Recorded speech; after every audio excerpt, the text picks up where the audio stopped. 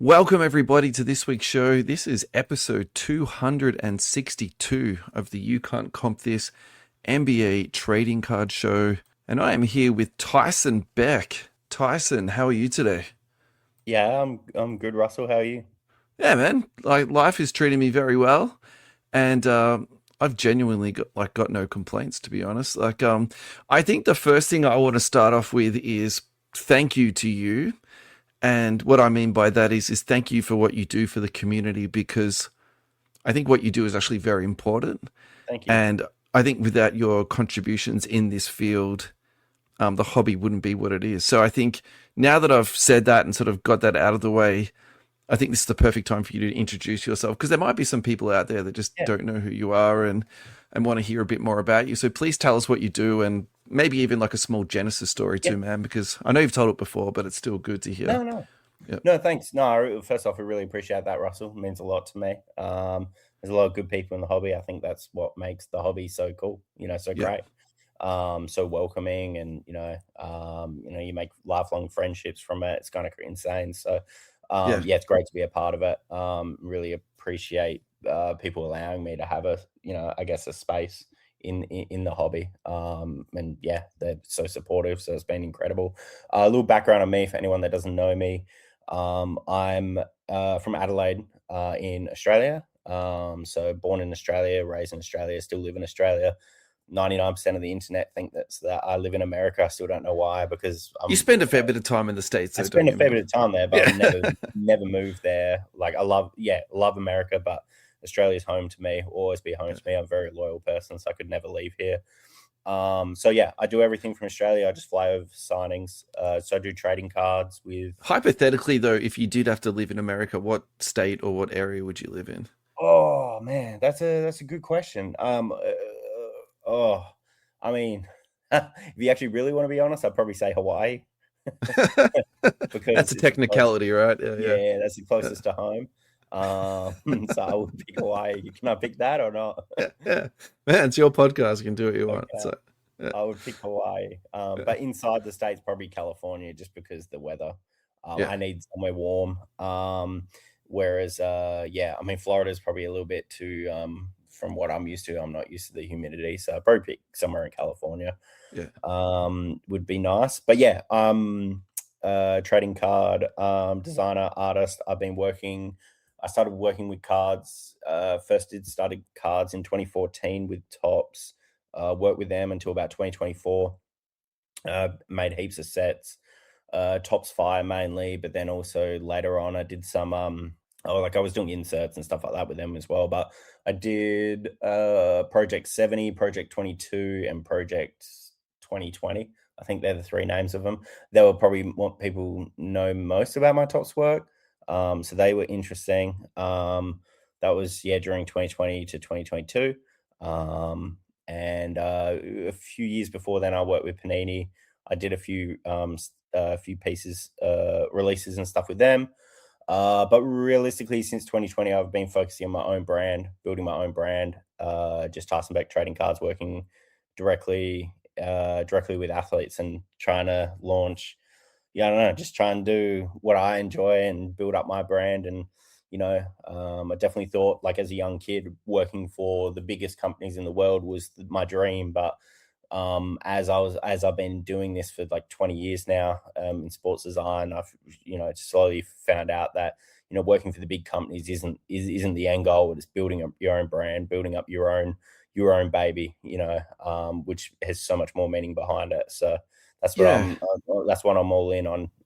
Yeah, So for young people out there, and I think I sort of asked you this last time, like, what advice have you got? But I yeah. think the way I'm going to ask this question is like, did someone sort of mentor you at some point, or like give you a piece of advice, and that was kind of like, the inception for this like concept? Because like I've been really blessed. I've had so many people just be putting me under their wings over the years, and you don't realize sometimes until maybe 5 or 10 years later how much these people sort of meant to you professionally, or in some other capacity. So was there someone that just was that person for you? No, not really. I mean, it's Okay. unfortunate, but I think it's based on when I started doing it. So when I started doing sports design work was in 2005. Like honestly, no one was doing it. It was just a few random people on Yeah, right. forums. So it was just kind of doing that. But it was also just I don't know, just like I've been told a million times by people like, "Oh, give up. It's not worth all this stuff." Like that's fine. But I don't know. It's just something that I enjoy doing, so I was just going to keep doing it. But especially with the card stuff, nah, like you know, I was there was no one to lean on because when I did it in 2020, I was essentially the first person to do it. Like outside of obviously like Leaf and like the bigger companies as well. Like no individual like an independent person had done like exclusive card deals and collabs with athletes and launching their own products. No one had done that yet, so I was kind of stepping into unmarked territory. Yeah. So I didn't have anyone to kind of guide me. But look, let's be honest, I'd worked for Tops for nearly, 6, 7 years before then.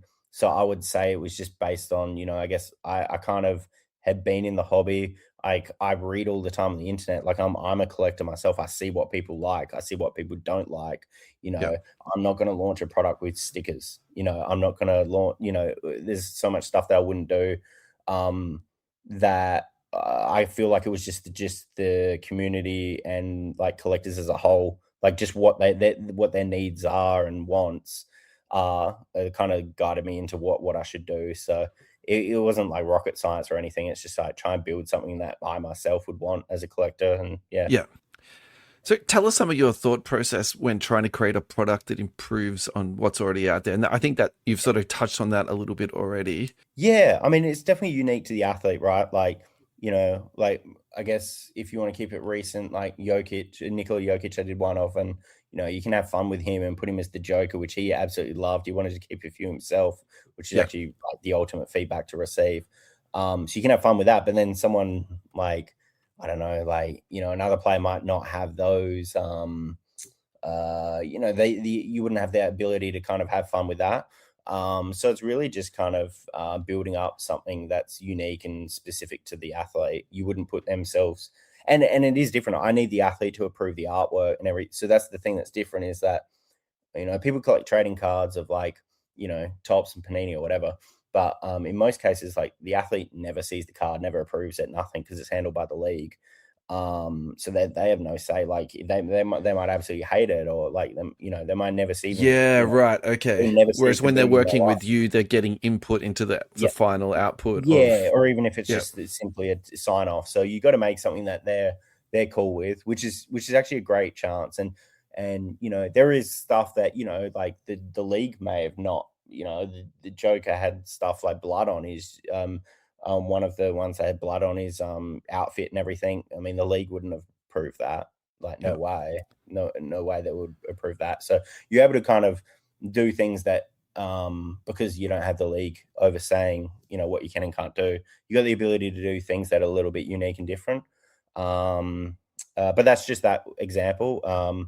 The other players, yeah, I don't know. I just trying to have fun with it, try and create something. Sometimes I kind of go a bit out there, and sometimes I'm a bit more conservative and just kind of make something a bit more, I guess simplistic. So for me, I know a lot of people like, oh, like over the years, I switch up styles. I just, it's because I get bored of things. I'll just, I might make something, grungy. I might make something graffiti. I might make something clean. I might make something cartoony. I just have fun with it. Like I've been Yeah. doing this for over 20 years. If I have the same style, I'll be bashing my head against the table. I'll be so Yeah. bored with Yeah. it. So yeah, just So in that trying. in that Jokic instance, is he a fan of that character? Is he? And so he wanted Yeah, to do that's something what in that line. that's what I found out. And I guess like the cool thing about Jokic is like he has this persona where he doesn't care about like I'm not saying it's true. Obviously, like the media portrayed it like he doesn't care about basketball, he cares about horse racing more and all Yeah, this yeah, stuff. 100%. It's like I he does. agree with that to a certain degree, though. Too, he does give that portrayal of it, but he's an insane competitor. Like you Yeah, saw him he is. go off the other night against OKC, right? He was going to mess Mm. that guy up hard. Yeah, Oh yeah, yeah. yeah, And he doesn't have social media as well. He doesn't have any social media accounts. So we probably don't really see his real thoughts and his real like kind of, yeah, I don't know, which is kind of unique in a way, no social media. But why I say that is that I kind of went into it thinking he won't care about these cards. If he doesn't care about Basel, like he doesn't care about this, why would he care about these cards? But he Yeah. absolutely loved them, requested to keep some, and so I'm mailing him back some more because I wanted to give him like the unique packaging I did and everything, which I think is just good. Yeah, he's going to enjoy even more. It's not just like a pack of cards; it's like a full on like collector's box. And yeah, that was cool to me. That is the ultimate feedback. Is someone like an athlete actually record like he's like, I need some of these, like, and I'm like, yeah, Yeah. you got it. That's like literally the biggest like compliment. Yeah. Yeah, it So is. what gaps and opportunities do you look for before just deciding to approach it? An athlete or just like a project in general? Yeah, just the whole thing, man. Like I just want to hear about like sort of what Yeah. goes through your head, how you get to the final destination of, Yeah. you Well, know, a lot of the times, like I'm in the position where, like, I guess people have access to athletes, and it might be agents, might be managers, might be just people that are like connected with players. So they're mainly hitting me up and being like, "Would you be interested in working with this guy?" Or they have a list of players, and I could kind of feed through that and see what one's worth it. And yeah, to be honest, more times than not, it's their names. It's not worth doing because like I put so much time, effort, and care into projects that I can only pump out something, say, once every 3 to 5 weeks. I can't be doing stuff every weekly or daily or whatever. It's just not possible with yeah, because I don't want to put out like a half-assed project. yeah. So I have to look, okay, I'm only going to work with say 10 or 12 releases this year. So I have to kind of be picky and choosy. And some have been amazing, and then some I've done something and I'm like, I shouldn't have done something with that player because Yeah. I've lost this opportunity with another player. So that's how I go into it. I go, okay, cool. Should it be someone I do this year or maybe schedule for next year or and then if it's someone that I think will work. So for example, I guess the best players are ones where you look at a situation where they haven't signed so if it's a retired guy, they haven't signed in years, well then that's great.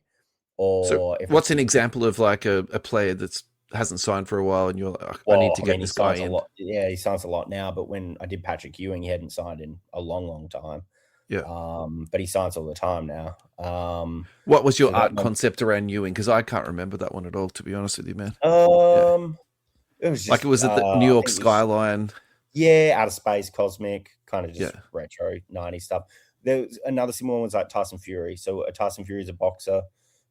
He had not done an on-card auto ever in his entire career, and he's like freaking 32-0 or something. Old heavyweight champion. Is that the guy who refers Unbelievable. to himself as the Gypsy King? Gypsy King, exactly Yeah. right. So it's just like I was like, how can this guy not even have an on-card auto? So I was Yeah. able to put out his first on-card auto, which was amazing. And even he sat down, he was just like, it was funny is that one thing I ask these players, I always bring up the stickers just as a joke sort of thing, or just to get their and they go, excuse my language, but we effing hate stickers. They're like, I hate stickers. Like, Yeah. can't sign because they don't know what it's going on. Like, Yeah. you think about these guys, like these athletes and like celebrities, they get used and abused left, right, and center. So once they're Yeah. signing a sticker, they're unsure what the hell is going on. Like, Yeah. let's be honest. So they like signing on card because they know what the end product is. Yeah. They can see it. And then they can, there's been instances of athletes, they'll go on Twitter or whatever and go, I never signed that. Well, yeah, of course you never signed it because you didn't know you signed a sticker and it was just applied on something. So I think that being on card, it eliminates that whole, the athlete not knowing what the hell is going on. Yeah, there's some old Tyson Fury cards. Yeah. But that was a cool one. Yeah. And then, there's other ones. What's that? Other ones. So just before you move on from that, like tell mm. us a funny story about this guy, because like surely he like did a trick on you or like did something to you. No, you know what I liked about him? The way he is on camera and on social media and everything is exactly what he's like when he's off camera. Some of these Okay. guys sometimes they might be, I mean, he was just a larrikin. Like he's Yeah. just Yeah. life party. He walks in there. It was like he was putting on a show just signing cards, which I absolutely loved. Yeah, no, he was trying to do a deal. He was actually the fights. He came to Australia because he was trying to do a fight at the MCG. He was trying to do it at the MCG or Suncorp, and he ended up getting money from the Saudi princes or whatever. I don't know the person's name, but one of the rich, billionaire, trillionaires, whatever they are over there. That's on my to-do list one day, is get some out oil money, you know? Yeah, Like, yeah. So we ended up going out there and doing the deal there. I think the fight with Usyk or whatever it was, but yeah. he was scoping out Australia. They were trying to get a fight done here. So We're going to go for a quick break and hear about Tyson's Tyson Fury story. Thank you to the Hobby Hangout for your ongoing support. Go to tickets.oztix.com.au to find and buy your tickets for this year's Hobby Hangout XL, Sunday the 26th of April at the Royal Exhibition Building in Carlton. The pre-release has completely been exhausted. Those tickets were $19. The first release is now out and selling very, very quickly at $29.90. Admission for people under 12 years of age is free, but they must be accompanied by an adult. This year's Hobby Hangout is selling faster than any other Hobby Hangout, so do not miss out on your tickets this year. Make sure you get in and buy them nice and early. Doors 10:30 a.m, finish at 5:30. 400 tables, international and national vendors, sports cards, Pokemon, Yu-Gi-Oh!, One Piece, MTG, entertainment, live breaks, dedicated trading zones, free play areas, expert panel speakers, and international guests. Thank you so much to the Hobby Hangout for your ongoing love and support. We're back with Tyson Beck, and he's going to keep telling us about his Tyson Fury story. There was one day he was just like, he did a video and he was just like, he's like yelled out like, "Show me the money" to someone. I don't know. It was funny. I liked it. But he was a larrikin, and I like the fact that he wasn't like, "Oh, it's all a fake," just for publicity or engagement and stuff. Like who he was in person was just who you see on camera. So yeah, he was fun. Yeah. I think we were talking about how you approach art and like what goes into it. Did you want to talk anything more about that, or are you done there? Oh yeah. No, it's just I just try and have fun with it, like I was saying. I've been doing it for so long, and look, I'm not like your standard, like I'm not, not the whole art scene and everything, and artists, like some of them, are very, very particular and get offended and like very, very careful with their work. And for me, I was just, I don't care. Like I have fun with it. I just, I understand that some collectors like things I've more got polished. Yuchi01 in the Instagram comments. Tyson Beck seems like the Banksy of sports cards. I was going to say graffiti artist, but that would be offensive. No, I don't think you can offend me. I appreciate that. I mean, I wish I was big as Banksy. I just try, like I said, just as long as I'm having fun with it, switching it up. And a lot of my collectors buy like every drop. So if they all start to look the same, or if they all start to feel the same, there's consistency, and everyone loves some like like a collection that kind of looks as a family, but in a way you probably become a bit bored being like, oh, it's another one. So yeah, just try and switch it up. You've already touched on these two themes already, but I just want to tap into it a little bit more. So tell us about why you hate stickers so much. And then my follow-up question to that is, why can't a company like Panini, or now it's going to be Topps and Fanatics, why can't they do all on-card autographs? Like, why do they have to have stickers mixed into it? Yeah, well, I wouldn't want to speak on behalf of them in regards to why they can't, but I could provide. Yeah, sure. Not so much. Yeah. Okay. That's a very politically correct answer. Like, well done. But more, I just want to get your insights in terms of, like you know how the background works, and it would just be purely the mass volume, the timelines, the deadlines, getting stuff in sets. Adelaide boy, Adelaide represent. Hell yeah. Yes, it'd purely be timelines, deadlines, and the volume. I mean, Jesus, I mean the amount of redemptions that would have to happen if everything was on card would be even more. Well, LeBron seems to be almost exclusively redemption at the moment, which is insane because I mean he actually isn't signing large volume, but I don't know. It's just I'm not too sure. I mean, amazing, perfect world, everything would be on card. Maybe there'd be just one cheap set like hoops or something that was just purely stickers and everything else was, but I don't know. That is I think if they had the ability to do it, they would do it. But on the other side is it's you can make a lot more money doing stickers from a business point of view. So it just makes it makes sense from a business point of view. There's less costs, there's more profits, it's more profitability to scale it. Yep. It's just it's a smart thing to do as a business, but it's not something I would want to do. Yeah. But I don't do runs like them. So there is literally the only like if I provided anyone a sticker, like I deserve to be like hated on and cop heat because like unless the person had passed away or there's some kind of special arrangement where like there was unable to sign a card, but there was something worked with an estate or a family to kind of do something with stickers that are already existing, maybe that's cool. Yeah. But in regard if the person's living, like I said, I only do like 12 probably between 10 to 15 releases a year. Like it's not that hard. I got to get my big boy pants on and fly over a few times and sign some cards. It's not too difficult. Yeah. Have you ever considered doing like a full set? Like you used the example before was hoops. Yeah. Have you ever considered doing like a release like that where it's, base cards, inserts, autographs, Yeah, SSPs, that type of thing? yeah, I did a couple. I did like a Groundbreakers set. It was called Groundbreakers last year. How many I had athletes was in that? six maybe. Six. I mean, it's not a huge amount, but yeah, I think I did six, and then I did a Luminary. I think that may have had eight. That had like no, maybe even 10. I had like four NFL, four NBA, and then I think Alex Pereira. So it was multi-sport. I think I've Um, asked the wrong question. Why can't you do an entire NBA set of athletes with like entire Tyson Beck artwork all the way through oh, it? Yeah, like what would be yeah, like the not just like a small. Well, I yeah. guess it would be. I would need that would be hard to work out with individual licenses. I think at that point you'd have to go to the sorry, what would it be? You could easily do it through retired guys through like the NBA. They have like an alumni program. You could get a license with. Oh, geez, it's on the top of my head. It's not called NBA alumni. It's The called something facts else. the Players facts never Association. matter on this show, Tyson. Just like make up something. It's totally Okay. fine. I'm not I going think to it might fact be check it. NBA Yeah. Players Yeah, Association or that something. sounds good, man. Yeah. So you can have a deal with them, and then essentially you run point through them, so the players don't approve it, like, or you kind of run through them with their approvals, but you get a large sweep of players. Yeah, you could do that, but yeah, I don't know. Maybe that's something in the future. But the what I started to look at is even the mini set releases I did.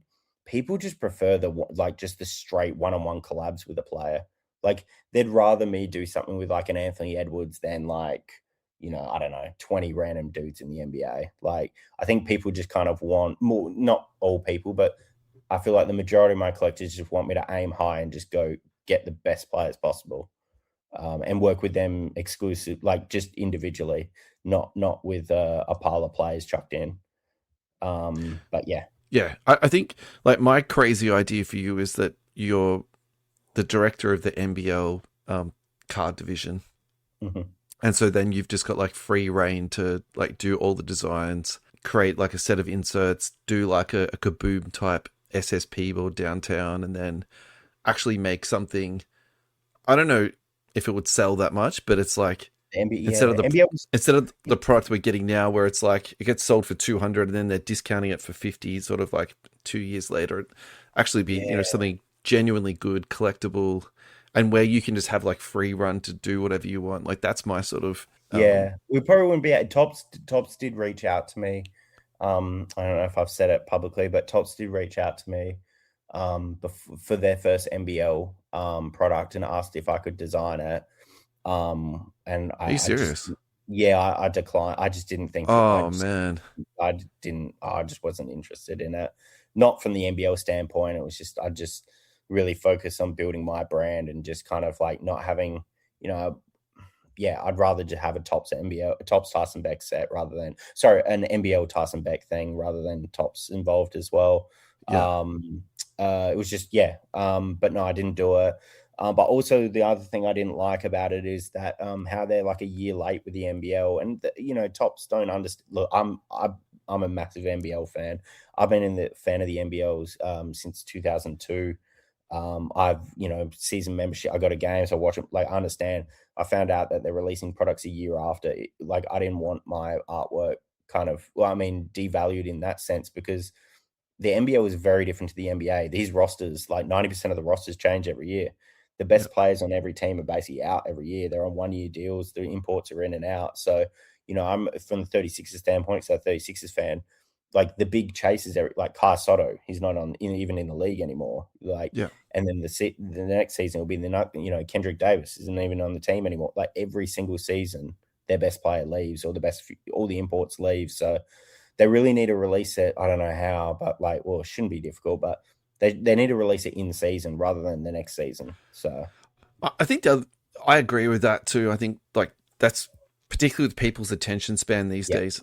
It's too late. Like the world changes in 2 weeks now, even in the hobby, like the same thing too. But I actually think the opportunity they've got, and what they did kind of relatively well, was their Future Stars program, because I actually think that stuff would be super collectible, because there's some, like Alexander Sarr is probably not the best example. No, he played in the Oz. No, LaMelo Ball is probably the biggest guy that they've had come out. Like they should have done something for that and capitalized on it. Yeah. But you know what I mean? Like that, and that's a huge get for the hobby. It's a huge get for the NBL, like the whole thing. And it just didn't seem they could, manage that. And I just think there's potential there. Yeah. Yeah. The whole partnership seems strange to me. I don't know. There's not many products being released, right? There's only 1 or 2 a year. I think they just do one. And one. even that, it's like very tepidly collected. Like there's people that collect it. And I think some of the stuff that comes out of it nice, like this is not me poo-pooing on it. It's more just like, my fantasy, I suppose. Yeah. Yeah, well, it is interesting because I think look, when you look at the other sports leagues in Australia, AFL cards crazy. Like they go absolutely nuts. And I think the NRL cards, sorry, I said that really weirdly. NRL cards are pretty popular as well. So you look at these sporting leagues in Australia and they're really popular. So if the NBL get it right, it should be a popular product. But I don't know. I think from what I saw, it was kind of cool to see the retired guys like Andrew Gaze had cards and autos, and then there was like Brett Maher and Shane Hill was in there, and Darryl McDonald's there. Like, it's I like definitely. that. I like that. Yeah. Who does Tyson Beck PC? This is from Kalman Collectibles. Just Kobe. Like that's I just PC Kobe. He was my idol, my hero growing up. I've got so much stuff of him. Not really cards. I've managed to trade some. I do have some Kobe auto cards that I was able to get off someone because I traded a bunch of Tom Brady signed jerseys for him because there was no cost to me. So that was kind of a good one to get. But outside of that, I got a lot of Kobe stuff that I just collected and bought because I was a massive fan back in the day. He met me a couple of times. He signed some stuff for me. I'm trying to find your picture with him now. Actually, I should chat to me about this. Still, but it'll be somewhere down there. It's my easy profile. to do that. Yeah. I PC him. But then, honestly, as corny as it sounds, my PC now is my own artwork with players. I try and keep one thing from each drop, or at least. I feel like for me, like in a way, trading cards that aren't mine now have never felt more irrelevant to me, just because there's no story behind it. Like even if there might be a story behind a card that I have that didn't go well, or something went wrong with it, or I don't know, there was even just like getting to that city, or my flights changed or something. I'll look at that card forever and I'll remember how he signed that, how it happened, how the deal came about. There's so much story behind it that I have personally, like, whereas the end consumer wouldn't. So for me, I don't know. I just find it as like it's like a encyclopedia of just like information and stuff like that to me. So I do PC my own stuff now. I just nothing crazy, but I just like. Man, you're Tyson Beck. You can do what you want. Like I don't think we can throw shade at you on this one. This is like Kobe. Yeah. So I think my perspective on Kobe is that his prices have gone crazy. Like, do you track that type of stuff of what's been happening? No, I haven't looked. No. So basically, look, it's probably gone faster than what I'm about to say. But in the last couple of years, it's gone from about 300 from an order to like 1,300 for an order. Like it's just gone up exponentially, and it wasn't really tied to his death. Like the prices did go up a little bit after he passed, but then sort of something happened in the market where I think he was just decided to be undervalued basically, and it's just gone Right. I know. absolutely crazy. So yeah, Yeah, the only time I looked is that I know like I have some signed jerseys and stuff for him, but I wanted to gift something to someone and get him a signed jersey. I could not find anything under $5,000 yeah. for a signed jersey. Maybe it was 2 or 3 years back, and I was like, oh my god, I remember Well, getting signed jerseys for $400, 500. There's a yeah. lot of fake I don't track jerseys, but jerseys. my Oh, guess would be it's probably like 7.5 now. it's insane. Yeah, yeah. And there'd be a lot of volume out there, but like I'm talking about like legit jerseys he's signed. Um, uh, but yeah, that I was shocked by that. I was like, oh my god, like Yeah. yeah, that's insane. But yeah, I've got a few things. I worked on a few projects with Panini that Kobe had signed, and Panini were really nice. They gave me um, a copy free signed. So I've kind of got those ones as well. Not on all the projects, maybe a couple of them. They did 2 of them, I think. So I've got those, and yeah, I just got when I met him, he signed my jacket. I've got that. It was, I don't know, and then just the Lakers sent me a ball once that was signed by Kobe. That was cool. So just got a bunch of, and then just heaps of, just what have I got? Heaps of jerseys, and Like, if I that's your also, boy, I feel like you're really downplaying this. Like, it's more than cool, man. It's like that's literally the best thing that could happen to you, yeah, right? Like, you're being so like almost like Nikola Jokic about this right now, sort of thing. You know, you're just oh, like, nah, well, yeah, you know, it is.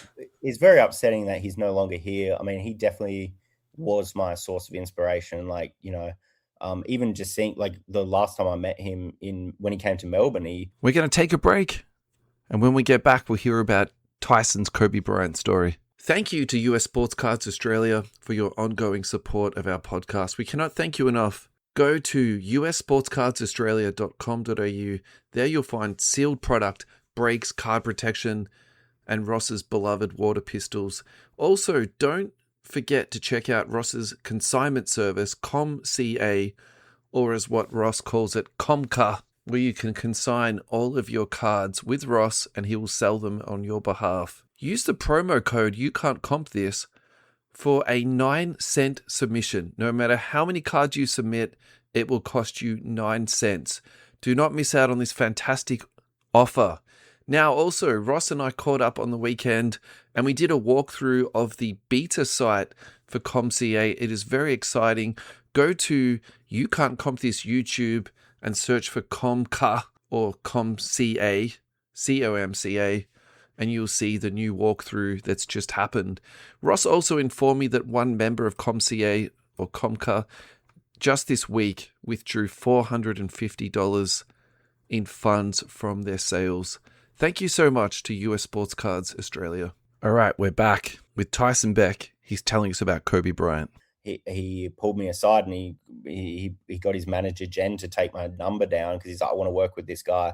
Far out. We'd only worked through Panini, like it wasn't directly with Kobe, but I'd done some stuff, and I was like, oh my god, like I was shaking. Yeah. I was like, so cool, like, and then yeah, obviously that was the last interaction I had with him. But what was I going to say? Yeah, the other thing really cool I've got of him is it was a pass. I had a press pass, like a media pass for his final game. So it's very unique because it's I don't know if that. So I guess in 2016, I reckon most things were digital tickets at that point, or maybe there were some ticket stubs still.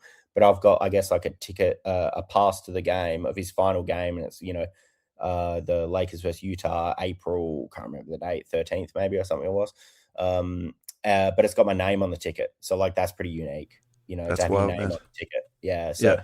that for me, I need to get that slab by PSA or something, and just to preserve it. But that's kind of the coolest thing that I have, I reckon. Just very unique. Is this the artwork that you did here? Is this it? That one was just a fan one I did. That was Okay. that one's for the NBA. Yep. Yeah, that's me and Kobe. That's for the NBA I did. Yeah, that's me and Kobe. That was just a fan one. That was the NBA logo. Did the NBA logo series that kind of got picked up and put on murals after he passed away. Yeah, Cool. That right. was a piece with Panini for his retirement. He signed I don't know how many. That was just a fan piece I did after he passed away. I think that was just a fan one. I used to just have fun, mate. That one was for Foot Locker, I think, and that one was for Panini. That's a Foot Yeah, Locker yeah, piece. yeah. Foot Locker. Yeah, it says. Yep, Yeah, you're Foot right. Locker. Yeah, and the other one was Panini 8 vs 24. Do Yeah. you remember the card that he signed and Panini sent out to you as a gift? No, no, they were posters. Sorry, they were Oh, memorabilia. Yeah, it was their memorabilia division. Um, yeah, no, no, no cards. I did a hero vs villain set, which he had cards inside. I don't have any of them. I've got some cards, but no signed ones. I yep, think he signed some cards in the boxes, but they're very, very hard to find. yep. Mm. This is actually pretty disjointed now, but one of the questions I want to ask you about Jokic was, how many jerseys do you buy to make a series like that? And I'm assuming some of the stuff that you get out of jerseys you can't put into your sets because of licensing. So, what happens to that stuff that's Um, like left on the cutting room floor? Do you keep it yourself and make it into? Because you were talking about keeping like collecting your own art. This is what yeah. made me like remember this question. So, do you keep that cool stuff, make art for yourself, or do you make it and give it to Jokic? Like, what happens to it?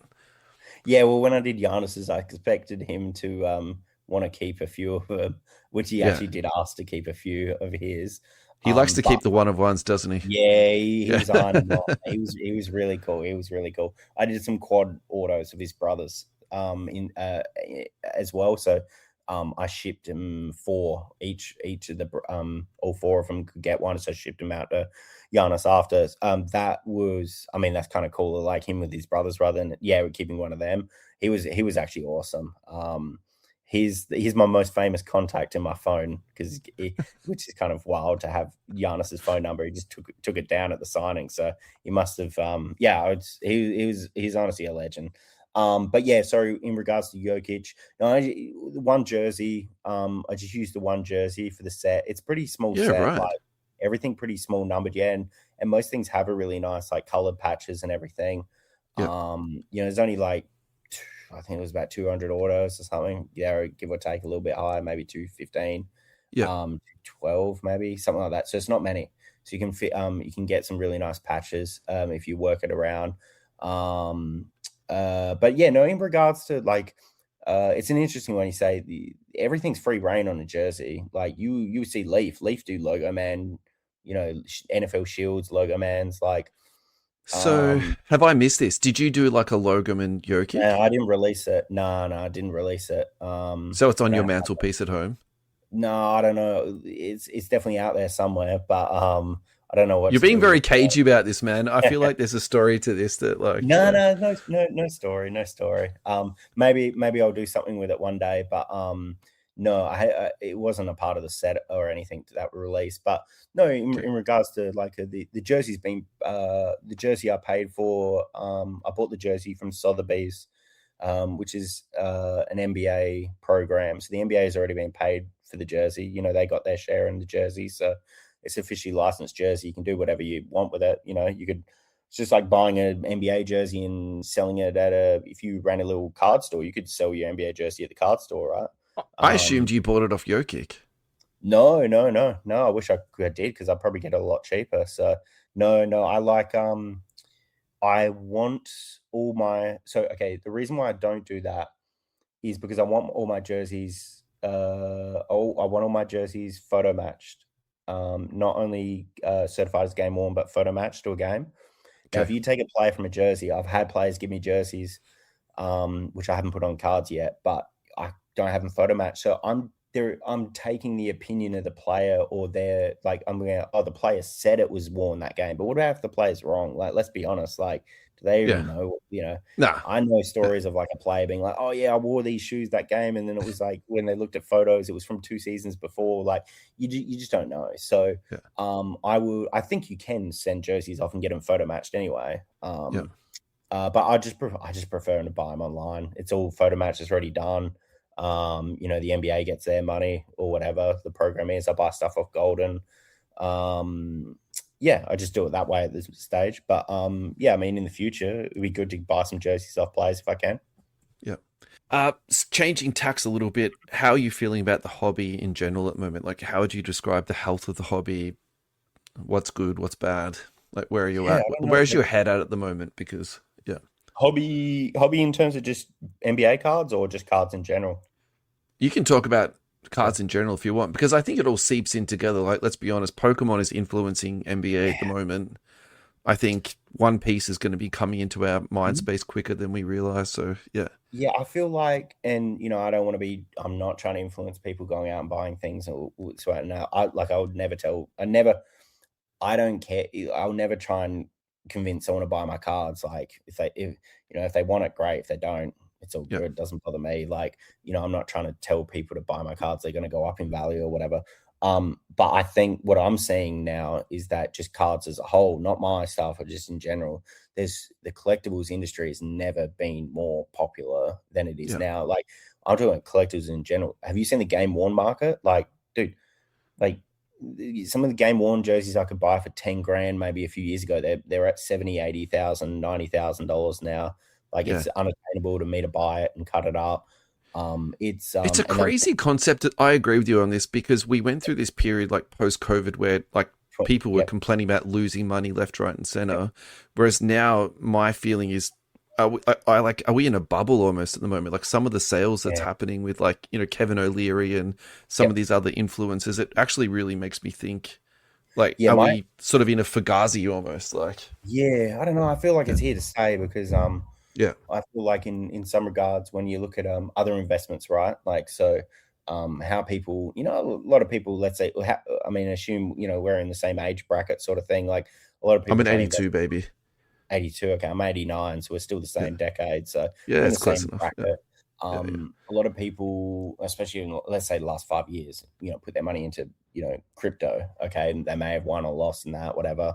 And then they've put their, there's crypto, there's real estate, and then there's shares. Everything had gone up a lot in the, say, a 4 year window, but in the last few years, like, crypto is down shitloads, like yeah, a lot.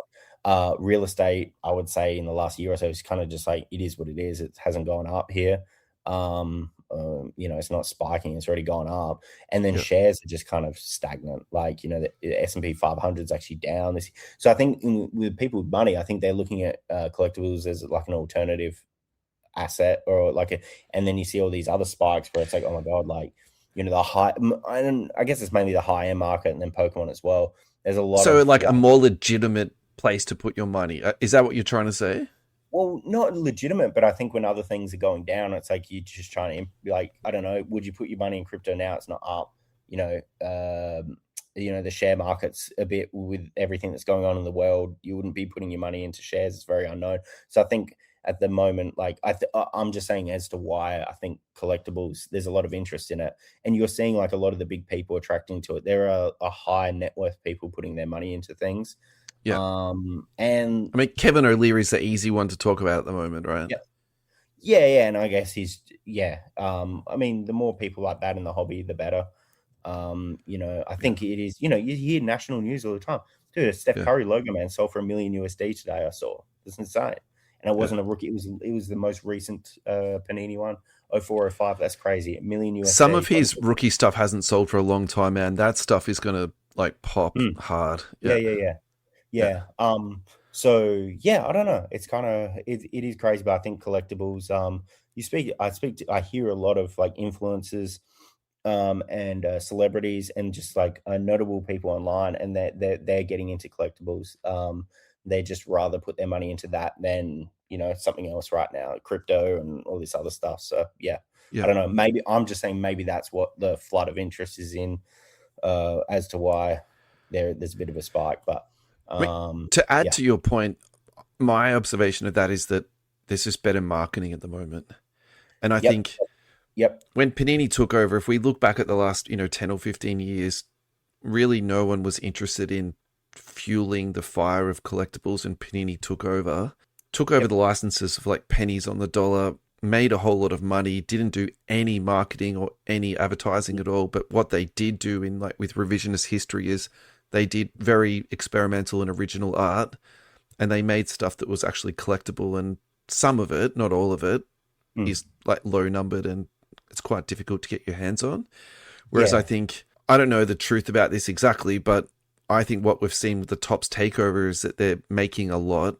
We don't exactly know how much they're making, but they're making like a shitload of this stuff, but their marketing is Yeah. exponentially better than what Panini was doing. And then the other thing they're doing, which is probably, this is probably not really a conversation for today, but it's like they're controlling the flow of the product to like the people that they want to break it and they want to open it and they want to sell it. And that's a completely different thing with Panini, because Panini didn't do the distribution at all. They left it to secondary companies, whereas Topps are like saying you can have product, but you can't. You can have product and you can't. And now they've got their own breaking platform and they're competing against these other breaking platforms. And I think that's probably the next thing we're going to see is this like breaking platform war. Like they've already won the war of the licenses, right?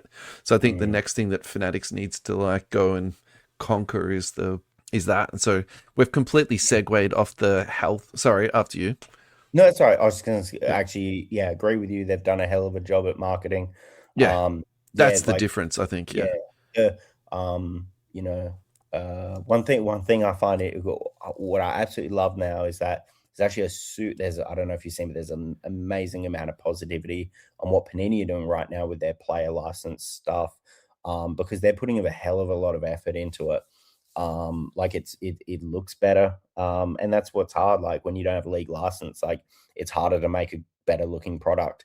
And I love the fact that like the collectors and stuff are like, I see like all the Panini posts, instead of them copying shit, being like, I see it all the time in the last few years, being like calling them lazy and cash grab and all that stuff. That you're not seeing those comments now. People are like, oh, these are actually cool. These look better than last year's things, and that's really cool to see. And then on Topps's end, what they're killing is they're doing an amazing job at marketing. They must have so much more connection and ties to the leagues, because like I don't know if you see a lot of their Instagram posts where it'll be like a soccer player or like Haaland or it'll be a baseball player like a Tani or someone like a LeBron moment. It's not Topps posting it. They're doing a collab post with the league. So the Premier League, the EPL or the NBA or the NFL or MLB, they're actually posting about the card as well. I never saw in my life, NBA posting about trading cards, never. And now I see it weekly. So that's a really, really cool thing. They've got the buy-in. They were able to get the buy-in from the leagues. It was on a sign, like me driving down my street, down a road near my street. Do you know what I mean? Like that's amazing. Yeah. Just to see that on a billboard.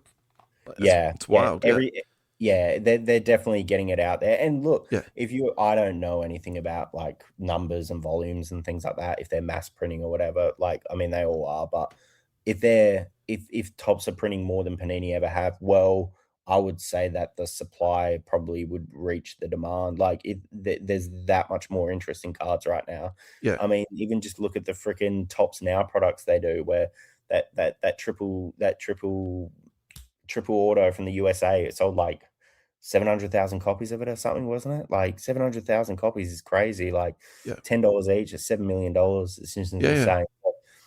That's 700,000 people that wanted that card. That's just insane. So that stuff could not get done. We're going to take our last commercial break and we'll come back for the fourth quarter. Neon Trading Cards. Head over to neontradingcards.com where you'll find a huge array of breaks: soccer, NBA, MLB, F1, AFL, NRL, WWE, and Marvel. Find Neon Trading Cards on Whatnot. Neon is the exclusive home of the Lucky Card Co. Repack products, Australia's leading multi-sport repack company. Neon is also a Topps and Fanatics direct breaking partner. This week on Neon's Whatnot platform, Neon have just launched their official second channel, Neon Trading Cards Plus. On the Plus channel, soccer, MLB, F1, AFL, NFL, WWE, UFC, and Marvel will be featured. And considering we just had the F1 in Melbourne this week, check out all those hot F1 breaks that are currently being listed. Meanwhile, the main Neon Whatnot channel will run NBA breaks and the Lucky Card Co. repacks.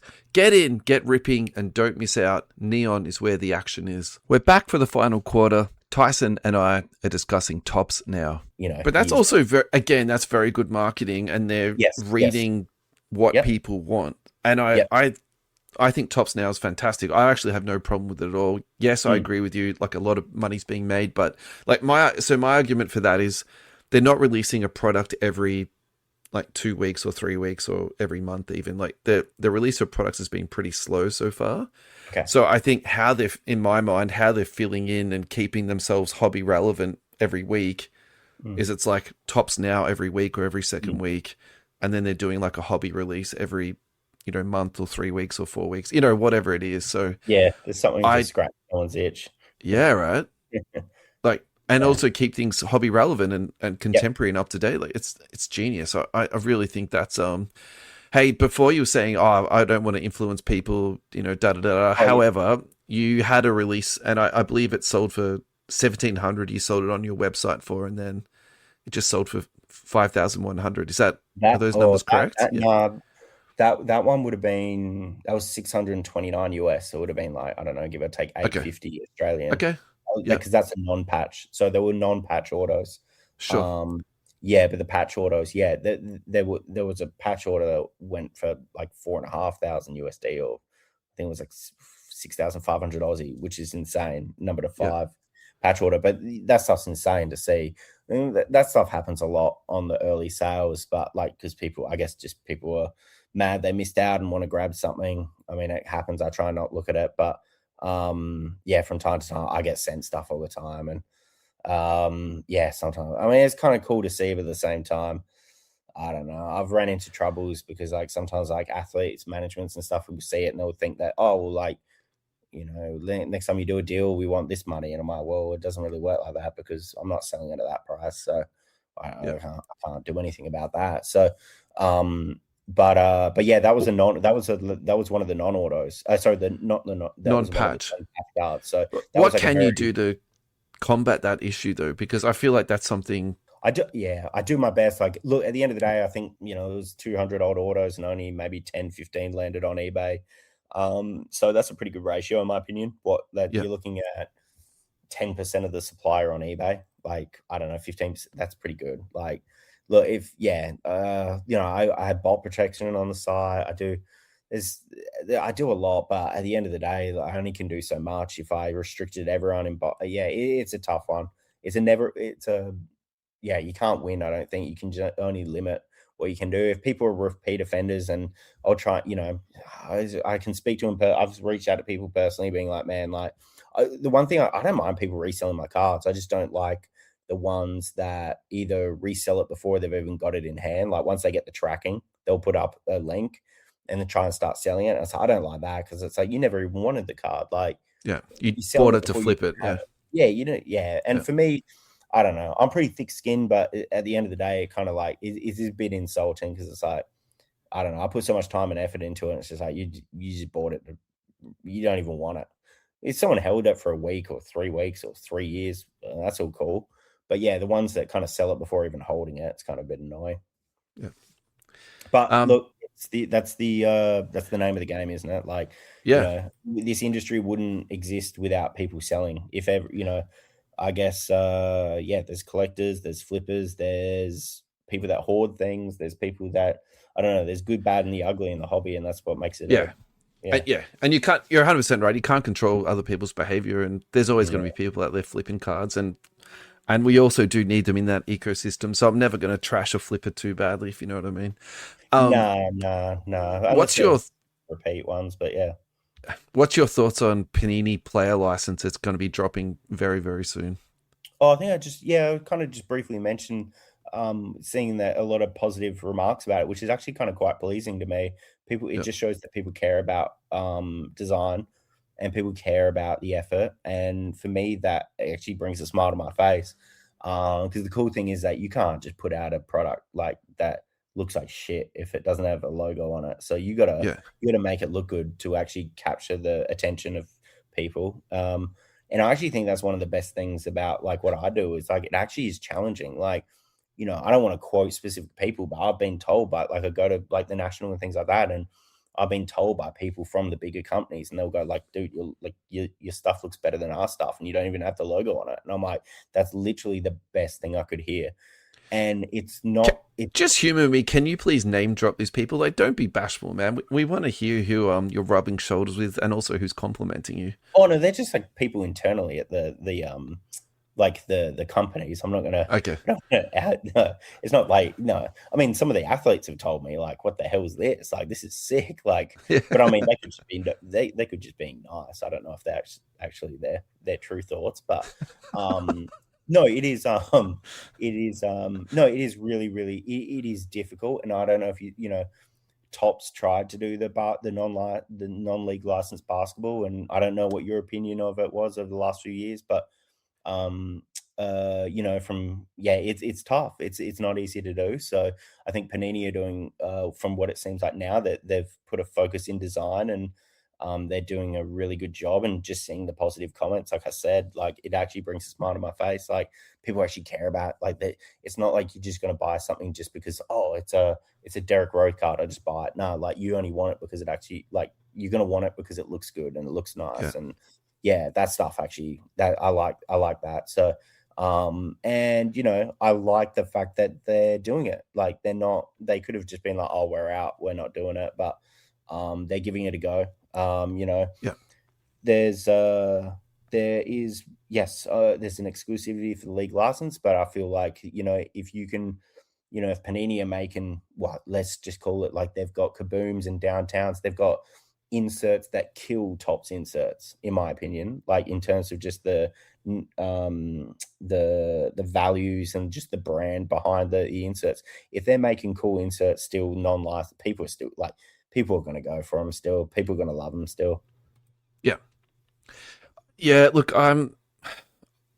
I don't want to pass any judgment on Panini of like what it's going to be, look, or anything like that. I just really want to wait and see. But I think I was really slow to come across to Tops because I was so heavily invested into Panini that Yeah. I just wanted to wait and see. But actually, Chrome has been fantastic. Okay. They made a couple of really good cards in the flagship. Like, did you see the All Kings card? All Kings. It's almost like a blank slate, but instead of a blank slate in the background, it's a black playing card. So then, Oh if yeah, you I saw that imagine, one. I saw that. That's really cool. Yeah. I really like that. So I thought that was good. And then three Yeah. that's just recently dropped. I spent a bit of time actually looking through it, and some of the inserts in that. I think there's one called Deep Sea or Deep Space or something like that. That looks absolutely fantastic. I think they've done, like, I think the artwork is good on that. So I'm slowly coming around to Tops, and I think that's the approach I'm going to take when it goes to Panini Unlicensed. It's like, look, my takeaway from the hobby at the moment in terms of hobby health and all the rest of it is that for me, the changeover is almost like a reset, and me looking at everything that I was doing in the hobby, spending money on the hobby, how I was interacting with it. So it's actually giving me a good chance to kind of just stop and, take a look around, I suppose. And I Yeah. I think, think Yeah, I think, look, like, I mean, it's as simple as, I tell people all the time, just buy what you like. Like, don't get influenced with other people's opinions and suggestions. Like, if you yeah, but I like them, think it's, yeah, yeah, but Tyson, sorry, where I was going with that is I think it's really easy to get sort of dragged along with the current of what's happening. And we spoke about this a little bit earlier yeah, with like the marketing that Tops are doing. yeah. And I'm not too sure if you saw that flame out of Pac-Man recently about I how did see that. I did see he was that. I was doing the quite break, and surprised he by was, that. he was Yep. complaining to his like followers they weren't buying into his break. Like, I think that's also where we currently are at. And I think a bit of that is driven by this huge hype machine that, they've sort of created. And so Yeah.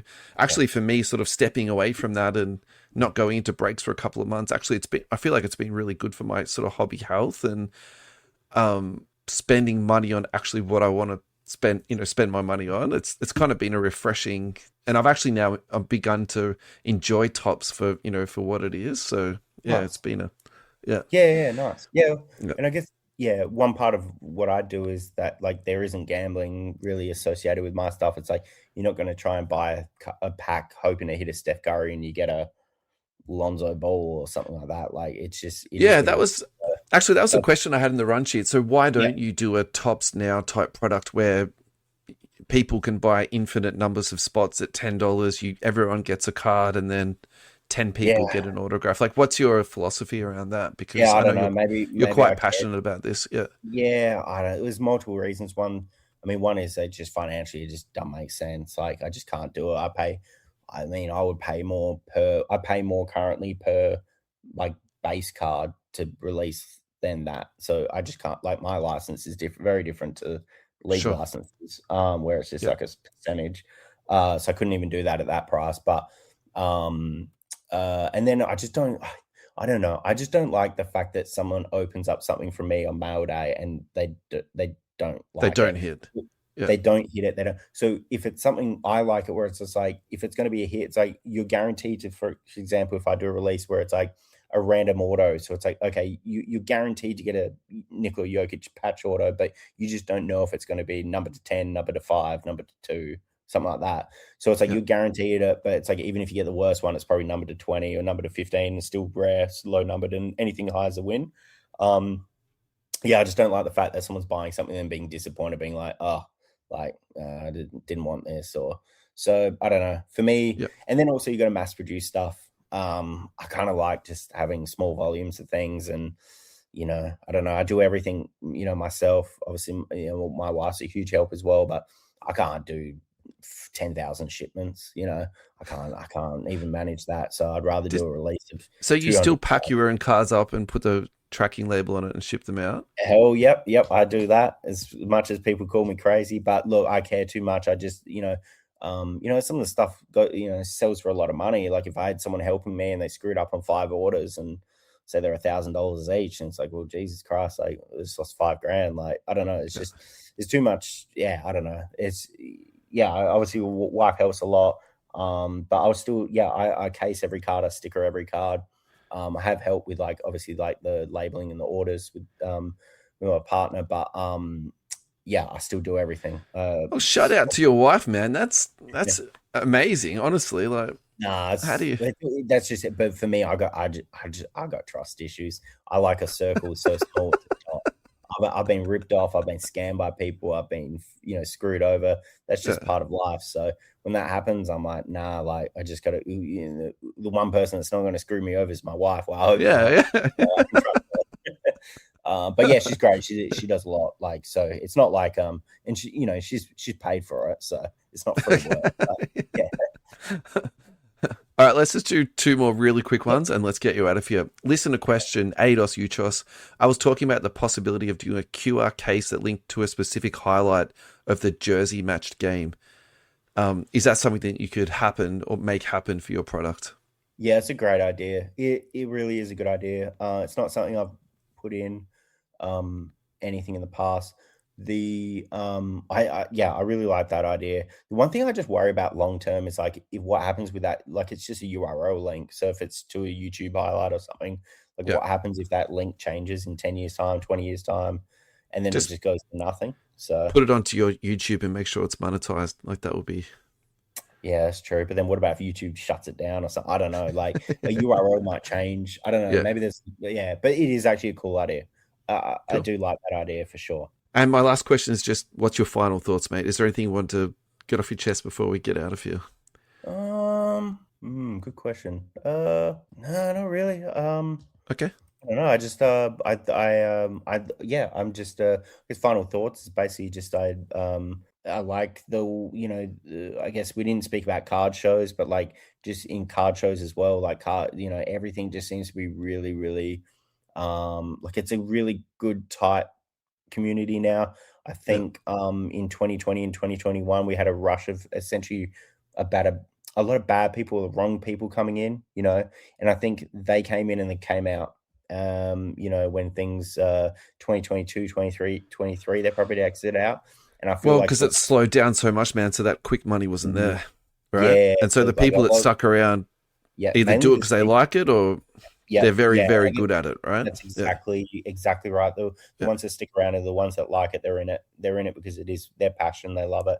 So I think I really like the spot we're in now. I'm having a good time. Meeting great people and I think we're in a really, really good spot now. So that's kind of my final thoughts on the hobby in general. But I don't know if you agree with it or not, or it's something you experience. But even card shows just feel like it's good vibes. Like everyone's kind of it just feels like a good community right now. Well, the complaint is there's too many people at them. Okay, yeah, that's the complaint, right? Like it's such a compliment to the organizers of the shows that the difficulty is getting access to the tables when you're there. Like I personally think, I can't believe how fast the hobby has actually grown and look at the venue sizes proliferated in the last few years, because we didn't have hobby shows 4 years ago.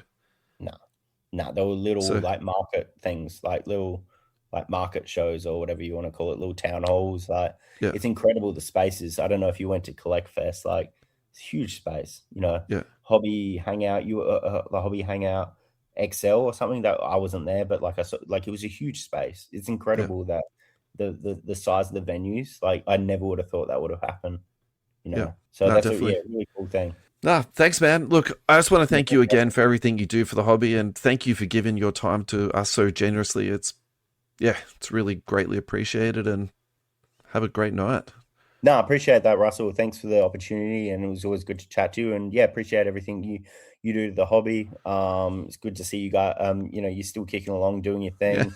Um, yeah, I mean the hobby needs it's good. It's a good outlet, to listen to what's going on and catch up on stuff. Because everyone lives busy lives, so podcast format's a great way to kind of catch up on things, Yeah. in a short form content. Yeah, Thanks, man. thank you.